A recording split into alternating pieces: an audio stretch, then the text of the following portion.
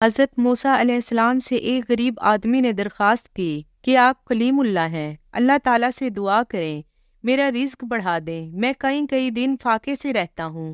تو حضرت موسیٰ علیہ السلام نے بارگاہ خداوندی میں اس کی درخواست پیش کی تو اللہ تعالیٰ نے فرمایا، اس آدمی کی قسمت میں کم روزی ہے اور اس لیے تھوڑا تھوڑا کر کے اسے دے دیا جاتا ہے تاکہ جب تک زندگی ہے اسے ملتا رہے۔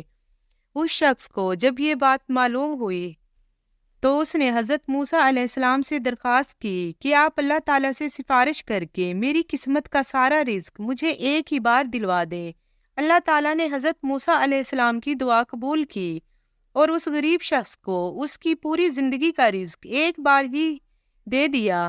اس شخص نے رزق ملتے ہی غریبوں کے لیے لنگر چلانا شروع کر دیا اور اعلان کروا دیا، جس کے پاس کھانے کا انتظام نہ ہو وہ میرے لنگر کھانے سے پیٹ بھر کے کھا سکتا ہے۔ حضرت موسیٰ علیہ السلام کو غریب شخص کی اس حرکت پر بڑا تعجب ہوا۔ حضرت موسیٰ نے اسے سمجھانے کی کوشش کی لیکن جب وہ نہ مانا تو مایوس ہو کر چلے گئے۔ ایک ہفتے بعد حضرت موسیٰ علیہ السلام کا ادھر سے گزر ہوا۔ انہوں نے دیکھا لنگر کھانا ابھی تک جاری ہے۔ دوسری مرتبہ 1 ماہ بعد وہاں سے گزرے تو لنگر کھانا ویسے ہی جاری تھا۔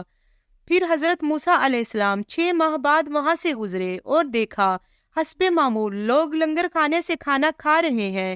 حضرت موسیٰ علیہ السلام کا خیال تھا اس غریب آدمی کا رزق چند دن میں ختم ہو جائے گا، مگر لنگر کھانا ابھی تک مسلسل جاری تھا۔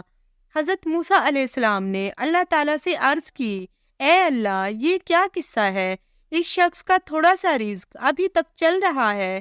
اللہ تعالیٰ نے جواب دیا، بے شک اس کی قسمت میں تھوڑا سا ہی رزق تھا جو اب تک ختم ہو جانا چاہیے تھا، لیکن ہمارا قانون ہے جو شخص میری راہ میں خرچ کرتا ہے تو میں اس کا 10 گنا دنیا میں اور 90 گنا آخرت میں دیتا ہوں، اور جتنا یہ شخص خرچ کرتا ہے اسے اس کا 10 گنا مل جاتا ہے۔